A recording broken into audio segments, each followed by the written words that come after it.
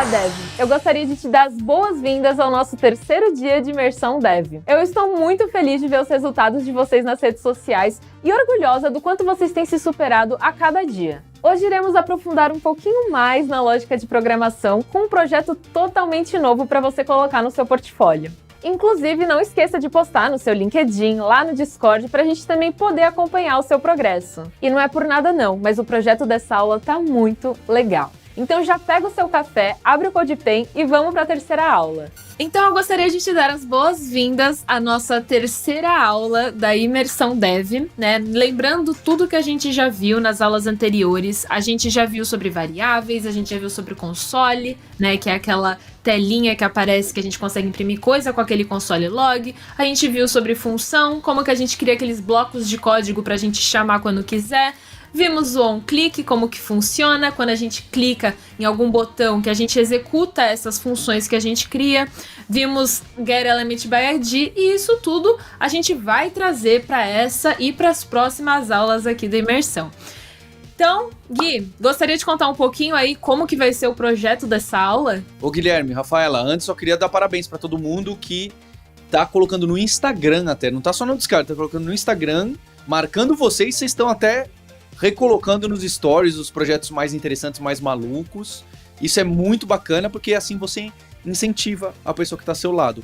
Ainda dá tempo, eu acho que só até agora, hein? Dá tempo ainda de se inscrever e ter um tempinho para acompanhar as aulas. Depois vai ficar muito apertado. Então, se você já viu aquele seu amigo, sua amiga comentando no seu projeto, falando, poxa, que legal isso que você fez, que bacana, vai lá, pega na mão e fala, ó, vem aqui na imersão.dev, inscreve, coloca e-mail que dá tempo de fazer essas primeiras aulas com a sua ajuda, com a ajuda no Discord, com a ajuda do streaming, para poder encarar essa terceira aula aqui que o Guilherme vai apresentar o projeto, compartilhar a tela e apresentar o projeto. Vamos lá, o projeto de hoje é um super desafio. Por quê? A gente vai pedir para que o computador escolha um número de 0 a 10. Sabe aquela brincadeira, né? Ah, que número que eu tô pensando? O número de 0 a 10. Aí o computador vai escolher um número. A gente vai tentar adivinhar qual é esse número que o computador escolheu. E a gente vai passar por algumas decisões, né? Então, se o meu chute for o número que o computador pensou, que o nosso programa pensou, a gente vai informar a pessoa. Falar, olha, você acertou, o número é esse. E se não for? Como que a gente faz isso? Cria essas condições dentro da nossa programação. Se algo acontecer, faça isso. Se não, faça outra coisa. Isso que a gente vai focar nessa nossa aula. E para a gente não perder o costume, a gente tem um template aqui, simplesmente sensacional, do Stranger Things, escrito mentalista e tal, com esse layout super bonito, e é esse layout que a gente vai usar. Os personagens só não estão aparecendo ali, porque eu tô com um zoom, galera, que tá gigantesco aqui, ó, tô com mais de 150, mas se eu deixo pequenininho, ó, fica um zoom bem bacana, tá bom? Eu vou deixar um zoom maior para que a gente consiga ver no curso, mas os personagens de Stranger Things estão ali, é o mesmo projeto. Como de costume, vou realizar um fork desse projeto para minha conta. Eu quero que você também faça isso. E pronto, já estou na minha conta com esse projeto e a gente pode começar. E para a gente começar com o pé direito, o que eu vou fazer? A ideia é a gente digitar um número de 0 a 10. A gente não vai falar para o computador desde o início, já escolher um número e tal, porque a gente quer realizar alguns testes. A gente quer ver se de fato, quando acerta, a gente tem um comportamento que a gente espera ou não. Então, vou criar uma variável e essa variável eu vou chamar de número secreto. E vou deixar essa variável com um valor que eu conheço, que eu sei. Então vamos lá, var, eu vou chamar de número secreto. E vou falar que o número secreto vai ser igual a 3. Beleza? Vou puxar aqui pro lado para a gente dar bastante foco no JS. E beleza, o número secreto é 3. E agora, Rafa, o que a gente pode fazer para conseguir de fato dar o nosso primeiro chute, né? E pegar o valor que a pessoa vai digitar? Então, que nem na aula passada, a gente criou uma nova função que ia ser chamada, né? Aquela função, aquele bloco de código que ia ser chamado sempre que a gente clicasse no botão. E isso é o tal do onClick. Então eu acho que é legal a gente dar uma olhada no HTML e ir atrás do tal do button, que é o nosso botão chutar ali do lado. Então olha só, a gente já tem aí algumas informações do button, que ele é do tipo... qual que é o tipo quando eu tô conseguindo enxergar? Submit. Tipo submit, que é quando a gente quer enviar as informações. E o onClick. O onClick ele vai passar aí qual é a função que a gente vai chamar logo que a gente clica. Então ele já tem aí o nome da função que a gente vai utilizar, basta a gente criar lá no nosso código JavaScript essa função. Então, Gui, acho que é legal a gente copiar e colar para estar tudo certinho. E aí no JavaScript a gente vai criar com o function, o nosso comandinho para criar funções, e o nome dessa função, que é o tal do chutar. A gente abre chaves para colocar o nosso bloco de código, tudo que a gente quer que seja executado. E aí dentro, vamos lá, vamos pensar o que a gente quer fazer primeiro de tudo. A gente quer pegar qual o valor do chute para depois a gente poder comparar, ver se está certo ou não. Mas primeiro de tudo, a gente precisa pegar o valor que está ali no nosso input. Para isso, a gente também vai olhar lá no HTML onde está esse input, esse campo branco aí que a gente coloca informação. Olha aí, o input já está aí, ele é do tipo number também, então lembrando, né, também das últimas aulas a gente viu que a gente só consegue digitar números nesse tipo de input, e ele tem o nosso ID valor. E o que a gente faz sempre que a gente quer referenciar algum elemento lá no HTML? A gente faz aquele get element by ID. Aí a gente puxa as informações desse elemento inteiras. Então é isso que a gente vai fazer. A gente vai atribuir uma variável, então a gente vai criar uma variável dentro da função chute. O nome dela pode ser chute. E aí a gente vai fazer o nosso document ponto get element by ID. E a gente vai passar o ID do elemento que a gente quer pegar, que é o tal do valor. Era valor, né? Eu dei um Ctrl+C a mais. Uhum.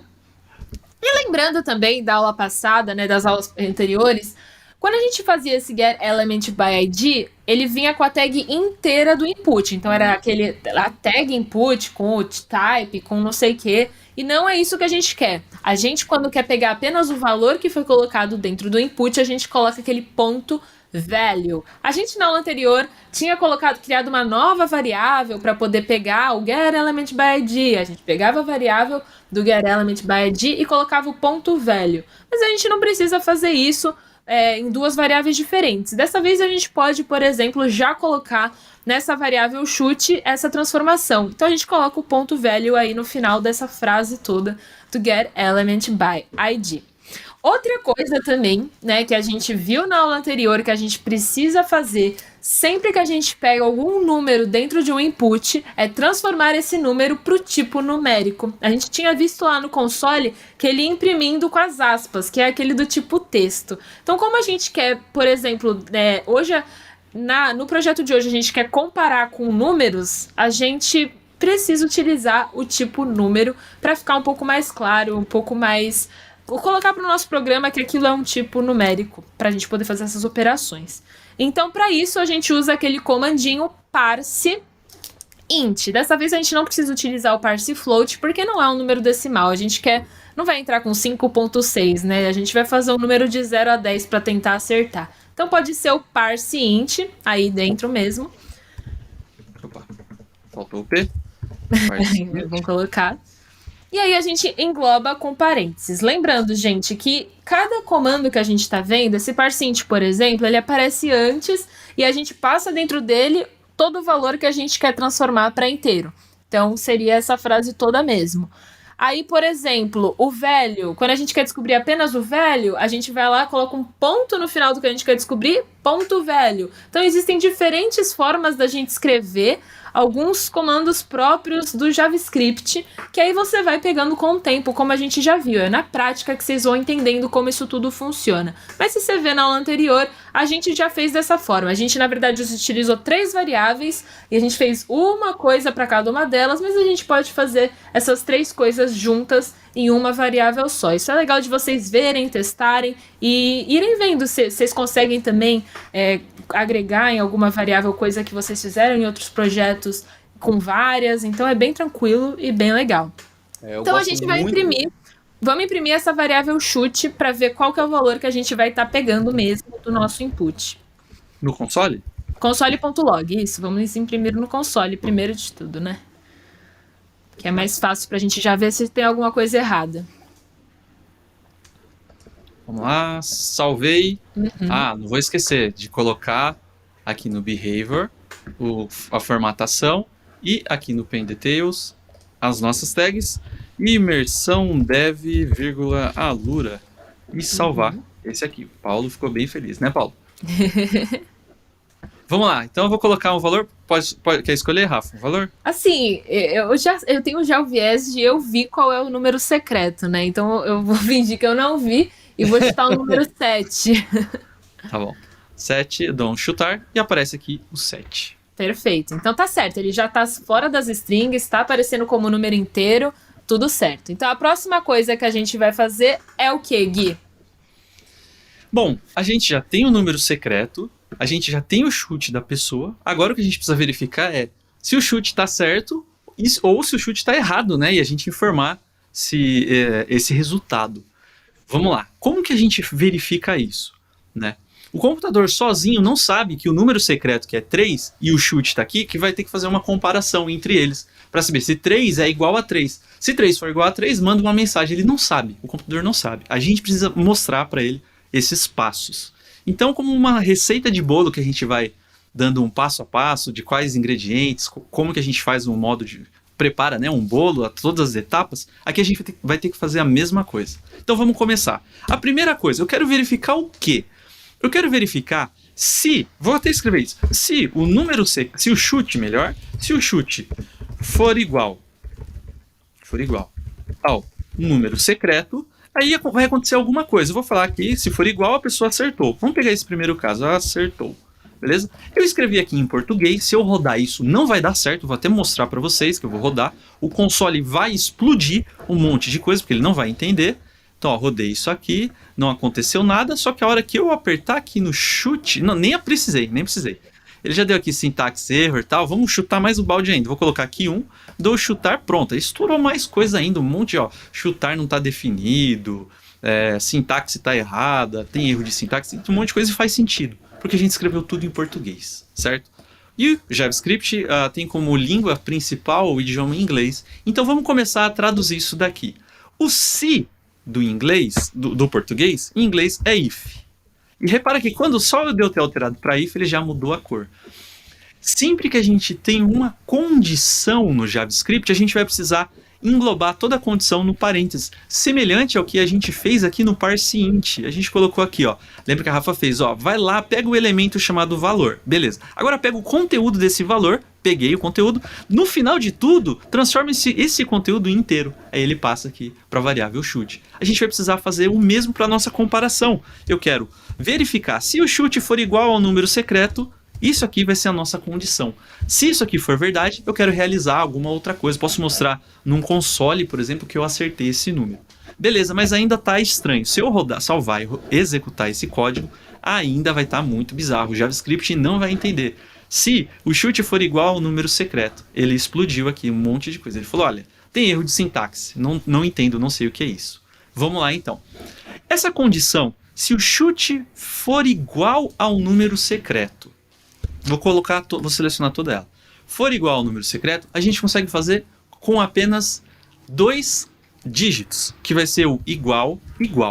O que acontece no JavaScript? Sempre que a gente utiliza um igual, a gente está pegando um determinado conteúdo, um valor, seja ele numérico, inteiro ou outro tipo, e está falando assim, olha, eu quero pegar esse conteúdo que está aqui da direita e jogar para essa variável que está na esquerda. Atribuição, que a gente chama, né? Isso, atribuição. Então, sempre que a gente quer atribuir um valor a uma variável, atribuir N coisas para N coisas, a gente vai utilizar um igual só. Sempre que você vê um igual, é uma atribuição. Quando a gente quer comparar, puxa, eu quero ver se o chute é igual ao número secreto, ele vai fazer uma comparação.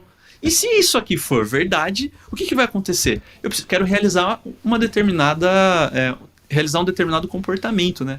Então, para que a gente identifique o que é comportamento do if e o que faz parte do comportamento da nossa função, a gente também abre chaves aqui, abre os bigodes. Agora, tudo que eu escrevo aqui dentro será executado se o chute for igual ao número secreto. Então, vamos partir desse mesmo princípio do acertou. Eu vou colocar aqui dentro do acertou um console.log e vou colocar aqui escrito acertou.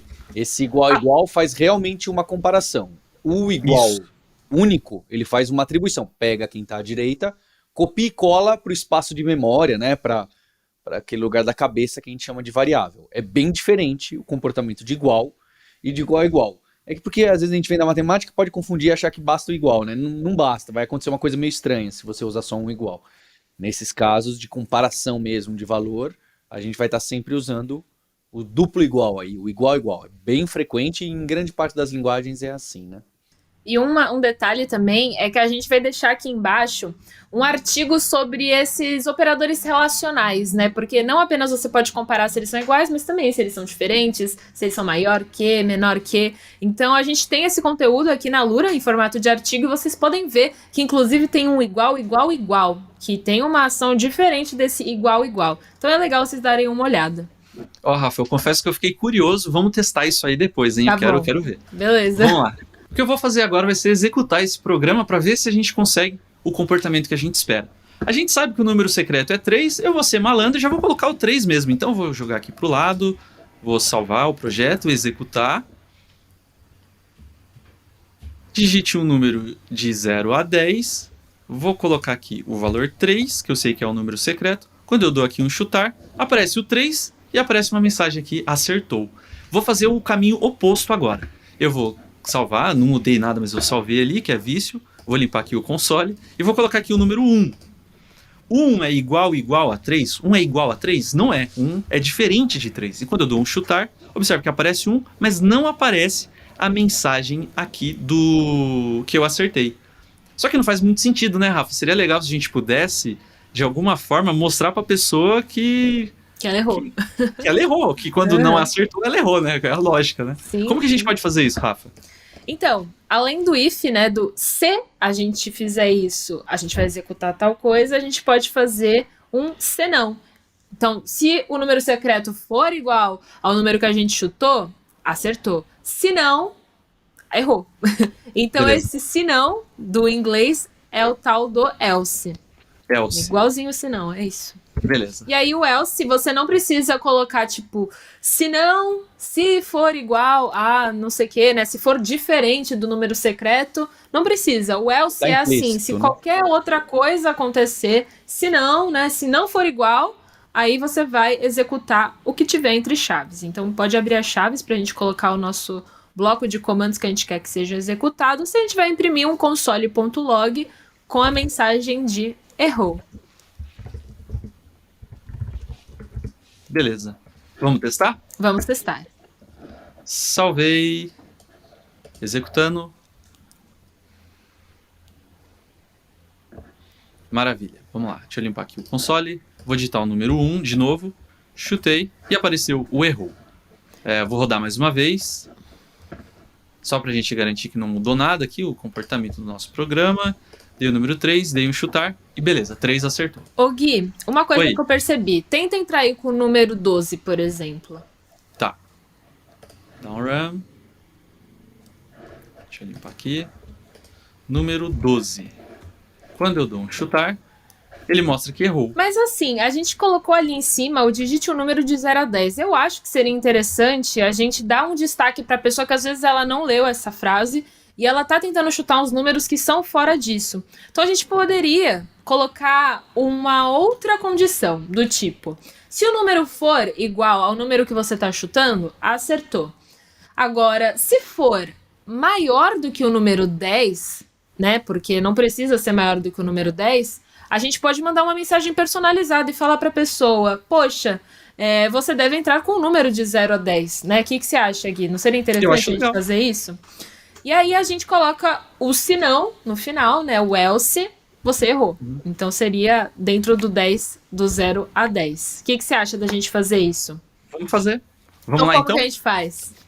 Exatamente. Aí a gente tem uma questão, né? A gente tem o if, que sempre que a gente tiver um if, a gente quer de fato validar uma condição, né? Para realizar um comportamento ou não. E a gente sabe que o else, ele vai realizar ele vai ser executado caso a condição principal, o primeiro if lá, não aconteça. Então, nesse caso específico, a gente pode juntar os dois. A gente vai fazer um else e vou colocar aqui um if. Vou abrir e fechar parênteses para colocar a minha condição ali dentro, abrir e fechar chaves para colocar ele aqui. E aquele else lá do finalzinho, que não tem condição nenhuma, que a pessoa errou, vou deixar ele aqui embaixo. Beleza? Então vamos fazer assim, ó. Vou fazer assim. Qual a primeira condição você acha melhor, Rafa? Se for maior ou se for, por exemplo, menor que Vamos fazer 0? primeiro do maior que 10, aí depois Menor a gente pensa se o número for menor que 0. Então vamos lá. A gente já sabe que se o chute for maior, como que a gente faz esse maior, Rafa? É o sinal de maior que, né? Também acredito que vocês já devam ter visto, às vezes a gente brinca, né, de tal coisa é melhor que outra e a gente faz aquele mais, mais, mais. É literalmente esse o símbolo que a gente vai utilizar. Legal. Então, se o chute for maior que 10, qual a mensagem que a gente pode passar? A gente pode falar console.log, você deve digitar um número de 0 a 10. Né? Novamente, é o mesmo que está escrito ali em cima, mas seria interessante para a pessoa se tocar que ela errou. E é muito comum essa estrutura, né? Que fica assim, às vezes meio exagerada, né? Essa do if, else, else. Essa cascatinha, assim, de condições. Exato. Porque isso é algo que acontece muito quando a gente programa alguma coisa, né? Se isso acontecer, faça isso. Se isso acontecer, faça aquilo. Se não, faça aquilo outro. Essa, né? Que a gente abre essa árvore de decisão, essas várias possibilidades do seu programa. Seja através do if ou de outras estruturas que a gente vai ver no futuro. Perfeito. E se a gente colocasse, por exemplo, né, a gente está utilizando o else if para validar outra coisa. Se no lugar a gente não colocasse else if, a gente colocasse apenas if, ele não entenderia que é uma condição paralela a essa que a gente viu primeiro. Ele entenderia que é outro bloco de condição. Então seria um novo if onde você poderia colocar else if. Por isso que é interessante você usar o else if mesmo, porque você está comparando a mesma coisa, o mesmo valor e vendo possíveis inputs, possíveis respostas que a pessoa está colocando ali na página. Então, beleza. Você deve digitar um número de 0 a 10. Vamos testar, Gui, para ver se está funcionando o nosso else if? Vamos. Então vai lá. Qual o caso primeiro, Rafa? Um número maior já? Isso, um número maior. Vamos ver. Beleza. Se o nosso 12 tá recebendo a resposta que a gente quer. Tá bom. 12, chutar. Você deve digitar um número de 0 a 10. Perfeito. E caso eu erre o número, se eu coloco um número de 0 a 10, mas eu errei, eu sei que o número secreto é 3, eu coloquei 4, por exemplo, a gente vai receber a mensagem que a gente errou. Perfeito. Então a gente tem esses dois comportamentos aí. Mas e se a gente colocar o número -4, por exemplo, Gui? Vamos ver. Vou rodar mais uma vez, limpar aqui o terminal, vou colocar o número -4. Vou chutar, e aparece o -4 aqui e aparece que o errou. Então seria legal a gente colocar também essa mensagem do você deve digitar um número de 0 a 10, tanto para os números que são acima de 10 quanto para os números menores que 0. E a gente pode fazer isso dentro dessa mesma condição do else if.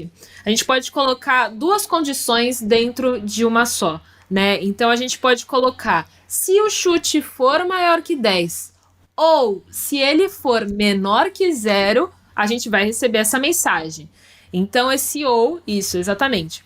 Se o chute for maior que 10 ou o chute menor que 0, você deve digitar um número de 0 a 10. É essa mensagem que a gente quer que apareça. Esse ou também não é algo que a gente utiliza, porque primeiro está em português, segundo que não é assim que funciona no JavaScript. Em outras linguagens pode ser que funcione.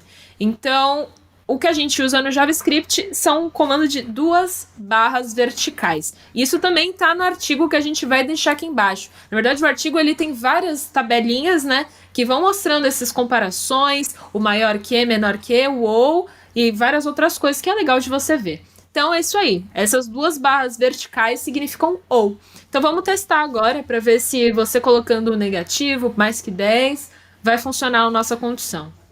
Vamos lá. Vou testar com o mesmo -4, chutar. Você deve digitar o número de 0 a 10. Perfeito. Ficou bem legal isso aqui, hein? Ficou bem bacana. Porque inicialmente, né, o que vem na cabeça é uma outra condição else if. Que poderia até ser, mas nesse caso não há necessidade, funcionou bem a decisão aí da Rafa. Exato. É legal a gente ver que existe, né, esses operadores que juntam coisas, que você pode fazer esse tipo de coisa numa linha só, até porque a mensagem era a mesma. A gente não ia precisar colar e colocar o mesmo comando se fosse uma condição diferente. A gente pode colocar os dois ali. É isso aí. Olha, ficou legal. Eu tô gostando como o nosso projeto tá. A carinha da Eleven tá aqui embaixo. Vou jogar ela aqui para baixo pra gente focar no curso. O que eu acho que uma coisa que tá me irritando um pouco, acho que vocês podem falar também, é assim, o número secreto, a ideia, lembra que eu falei lá no começo da aula que era o próprio programa escolher um número de 0 a 10? Não é o que tá acontecendo. Se eu vou lá e escolho aqui, vou escolher outro número agora, 7. Aí eu vou mostrar esse projeto para as pessoas para algumas pessoas, meu pai, minha mãe, meu tio, minha tia. Talvez não fique tão legal, né? Que se meu tio, minha tia acertar o número 7 e colocar o 7 aqui, vai sempre acertar. Ela vai saber, o programa do Guilherme só sorteia, o número secreto é sempre 7. Não tem graça nenhuma esse programa. É legal um programa que ele vai fazer o sorteio sozinho. E como que a gente faz isso? E aqui é um momento muito interessante. Repara que essa questão de número aleatório, como que a gente pega um elemento da página com getElement e outras coisas que a gente está realizando aqui, são funcionalidades que a própria linguagem nos fornece. E um número aleatório, ou pseudonúmero aleatório, né, para os mais puristas, existe uma biblioteca do JavaScript que pode nos ajudar nessa função. Beleza? E pra gente rodar isso, eu vou fazer assim, eu vou abrir o console e vou dar ênfase total no console agora. Pra gente testar e brincar um pouquinho de como que ele sorteia o número pra gente, é isso? É isso aí. Existe uma função no JavaScript chamada match.random. O que essa função faz, matchRandom? Essa função ela vai sortear um número aleatório. Dá um enter aí, dá um parênteses, fecha parênteses e dá um enter pra gente ver o que acontece. Beleza. Dá um enter e sorteou um número bizarrão aqui. Puxa, Guilherme, eu não faço ideia do que seja esse número bizarro. Vamos pesquisar esse número, Paulo, na biblioteca do próprio JavaScript? Vamos ver o que ela faz? Então vou abrir uma... Isso é algo que alguns alunos já fizeram lá no Discord. Procurar o parsefloat, o ponto velho, o toFixed. Procurar isso no Google que você vai cair na documentação do que alguns vão chamar de biblioteca padrão. É que às vezes não é padrão, mas... documentação de uma biblioteca. A maioria vai cair nesse site aí do Mozilla Developers Network, a rede de devs da Mozilla, que é o criador por trás do Firefox, criador também de muitos padrões também dos navegadores. É uma comunidade muito forte. Essa e a tal da Stack Overflow, vocês vão ouvir falar muito, vocês vão cair muito nesse site, vai virar grandes amigos de vocês. É verdade. Então, clicando nesse site da Mozilla, ele fala aqui, ó, essa função matchRandom, o que ela faz? Ela retorna um número pseudo-aleatório. A gente pode comentar um pouquinho por cima sobre por que é pseudo-aleatório e não é de fato um número aleatório. No intervalo de 0 e 1, ou seja, o 0 inclusivo, ele pode aparecer, número 0, o 0 inclusivo até, mas não incluído o 1, ou seja, todas as vezes que eu executar esse matchRandom, vou colocar para cima para pegar o comando anterior, colocar de novo, repara que ele sempre vai gerar um número menor do que 0, um número maior do que 0 e menor do que 1, e gera uma sequência de número muito doida aqui, toda hora gerando uma sequência de número muito doido. E não faz muito sentido para o nosso projeto. O que a gente quer? A gente quer um número inteiro de 0 a 10. Se ele gera esse número aqui muito maluco, o que eu podia fazer? Vamos jogar uma vírgula para o lado, vou colocar aqui ó, matchRandom e vou multiplicar esse número por 10. Quando eu dou um Enter, aparece ali o 3, o 7, ponto um monte de coisa, o 6, ponto um monte de coisa, o 8, o 3, o 7. Tá mais ou menos o que a gente quer. Só que aí a gente vai ter um problema. Se eu ficar executando isso várias e várias vezes, nunca vai aparecer o número 10. Sempre vai aparecer do 0 ao número 9. E o nosso código, a gente fala assim, o nosso label principal é digite um número de 0 a 10. Para a gente colocar esse número de 0 a 10, o que eu vou fazer? No lugar de multiplicar por 10, eu vou multiplicar por 11. E olha só, vamos ver se aparece aqui o número aleatório. Vou precisar de muita sorte agora para ver se aparece. Apareceu um 10. Olha, muita sorte mesmo, hein? Apareceu um 10. Acabando a aula aqui, já vou jogar na Mega Sena, porque dei muita sorte, porque é totalmente aleatório isso aqui, galera. Deu o número 10, que é o número que a gente quer, só que tem um ponto, um monte de coisa. E esse monte de número aqui, depois do ponto, a gente não precisa dele. O que a gente pode fazer? A gente pode ir para uma solução que a gente já meio que já conhece. Lembra no projeto anterior que a gente fez um parseInt do valor que era digitado? E se eu pegar esse conteúdo todo e fizer um parseInt? Do outro projeto não, desse mesmo, né, Rafa? Que você fez aqui na linha 4, né, ó. O que a pessoa digita, você já converteu tudo para parseInt, englobando ele todo. Então vou fazer isso. Então vou puxar para o lado aqui. Vamos lá e vou colocar todo esse código, match random vezes 11, só que eu vou colocar um parse int englobando todo esse carinha aqui. Então o que ele vai fazer? Ele vai gerar um número aleatório, vai multiplicar esse número por 11 e depois vai transformar esse número no número inteiro, removendo essas casas decimais. Será? Vamos ver. Executei a primeira vez 8.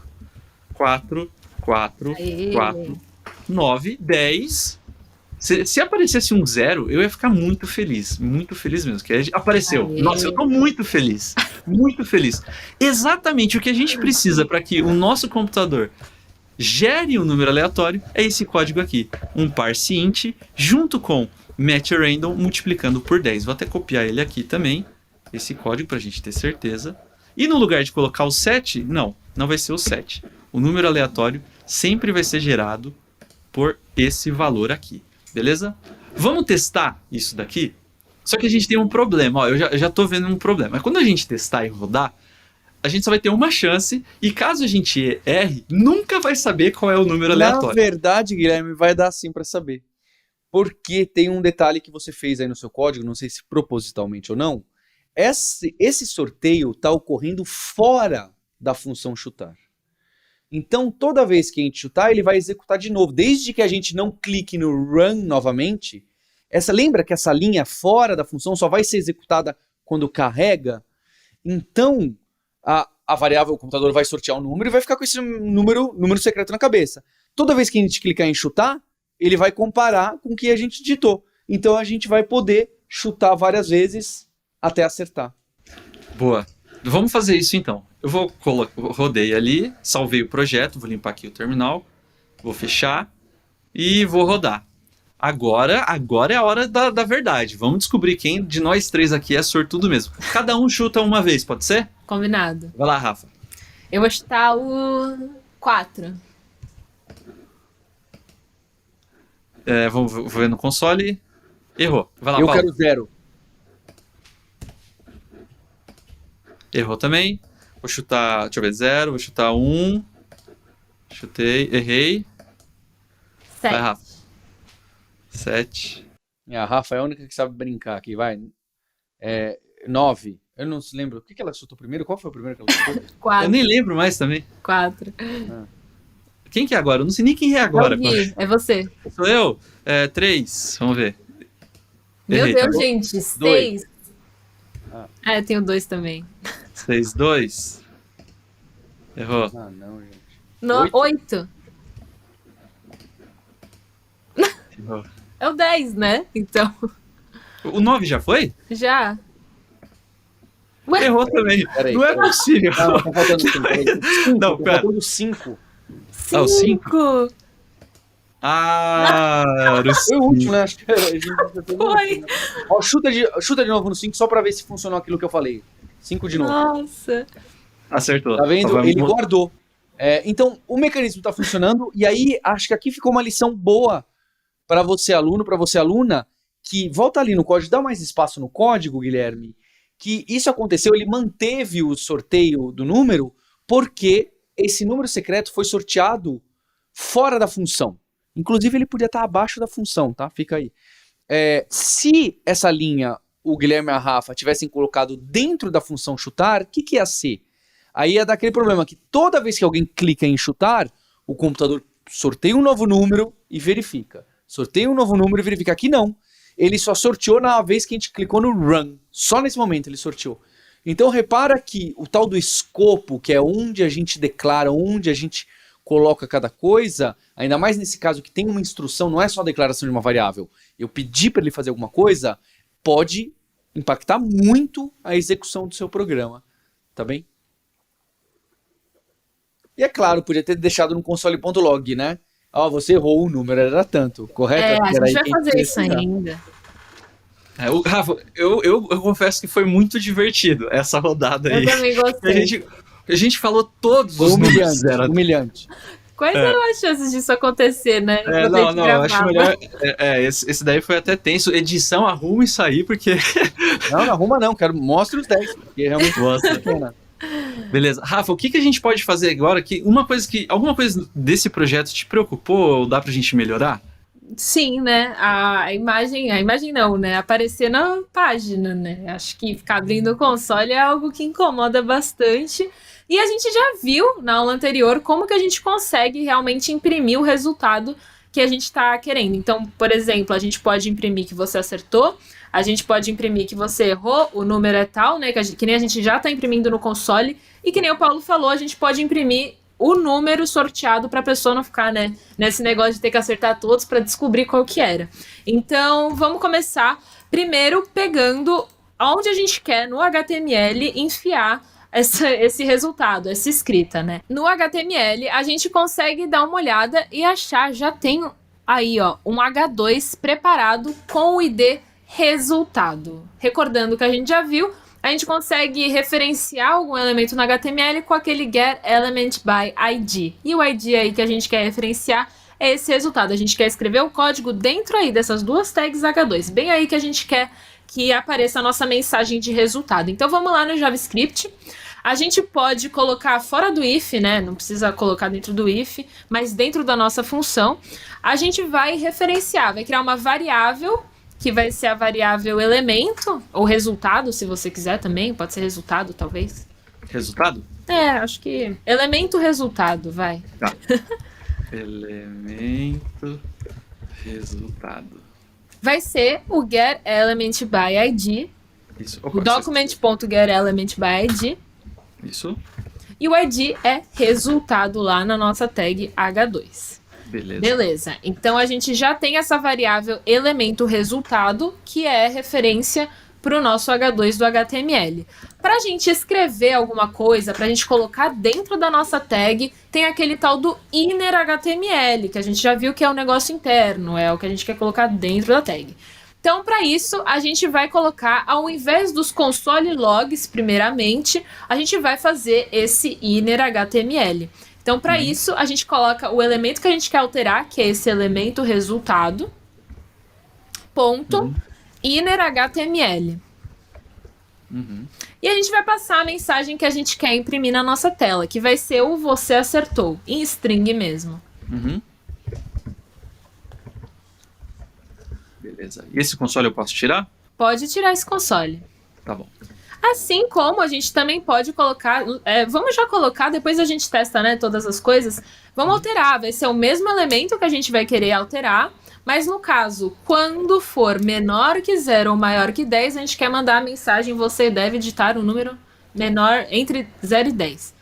Então, ó, o Gui, ele copiou e colou já o inner HTML, porque ele é literalmente a mesma coisa, é no mesma tag que a gente quer escrever o resultado. E aí ele já deixou a mensagem ali que estava no nosso console log. E no else, a gente vai fazer a mesma coisa. Pegar o elemento resultado inner HTML e colocar a mensagem de errou. Ao invés Aqui a gente pode falar qual era o número secreto ou ainda não? Podemos. Você errou. Isso, errou. Vírgula. O número secreto era... E a gente já tem essa informação... Opa, perdão, pode falar. Só por uma questão de ficar um pouquinho mais bonito, certo, Rafaela? Porque já Exato. funciona aqui no console log, só que aí aquela coisa meio estranha, secreta, etc. É. E aqui a gente coloca um mais, né, Rafa? Isso. E como a gente já tem guardado, né, o número secreto, ele foi randomizado, mas a gente tem lá em cima a variável que a gente guardou, o número secreto, que nem o Paulo falou, toda vez que a gente só roda que ele muda. A gente pode utilizar essa variável mesmo para imprimir, que vai ser o número secreto. Perfeito. Beleza. Vamos testar agora, né? Salvar, rodar e ver se aparece na tela. Tá bom, vou tirar um zoom aqui. Mais um, só para deixar o pessoal aparecendo aqui. Vamos lá. Vou rodar. Vamos lá. Que número? 4.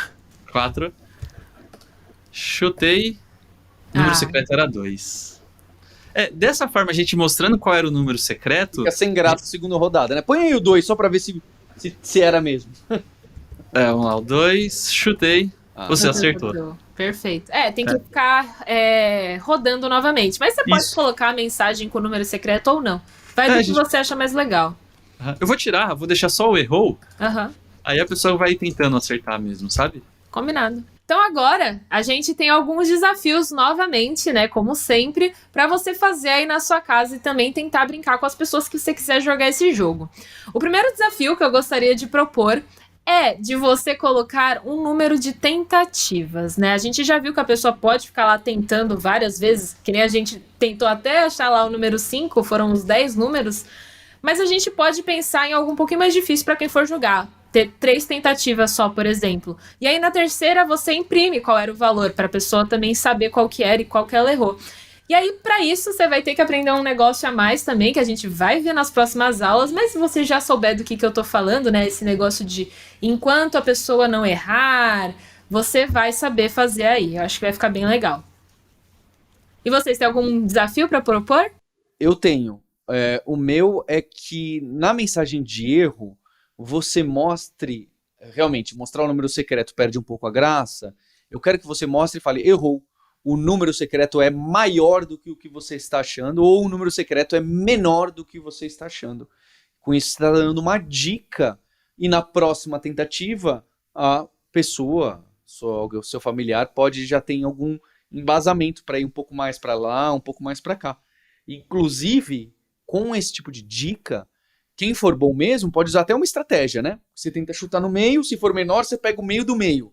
Se for maior, você pega o meio da parte superior dos números que está sobrando, né? Você tenta 5. É menor? Tenta lá no 3 ou no 2. Porque aí você vai sobrando, você vai pegando, não é? Você já deve ter brincado disso com algum jogo de carta, você já deve ter brincado disso com algum jogo de lógica, e futuramente, se seguir essa carreira, você vai ver que isso faz parte de um dos principais algoritmos que a Rafa e o Guilherme citaram lá no começo, que agora não importa pra gente, mas que é muito importante, que é uma das bases da computação. Então, aqui reforça que a minha fala, que a computação, a programação é muito próxima daqueles probleminhas enigmáticos que a gente gostava muito quando a gente era criança, e que às vezes a gente perde um pouco desse gosto porque a gente acha a matemática, né, muito formal, e a programação traz disso, tá bem? Então esse jogo mentalista tem tudo a ver, inclusive, com algumas bases da computação pura mesmo. É muito interessante. Meu desafio para você é o seguinte: a Rafa comentou sobre 2 iguais, 3 iguais, e eu queria que você pesquisasse sobre isso. Qual a diferença de 2 iguais, 3 iguais? Se eu coloco aqui no chute igual, igual, igual ao número secreto, o que isso significa? Eu quero que você pesquise sobre isso e descubra as diferenças de 2 iguais e 3 iguais. E eu vou deixar também uma tarefa final para animar, porque eu tô vendo que tem gente que tá vindo de tantas carreiras diferentes, né? Não só músicos e quase médicas aqui, quase músicos.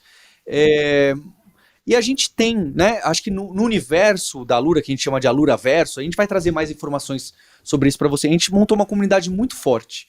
E a gente tem conversado com os nossos alunos e alunas as histórias das carreiras dessas pessoas que passaram aqui pela Alura, seja pela imersão, seja pelos nossos cursos, seja pelos bootcamps, seja por diversos lugares que a Alura está envolvida.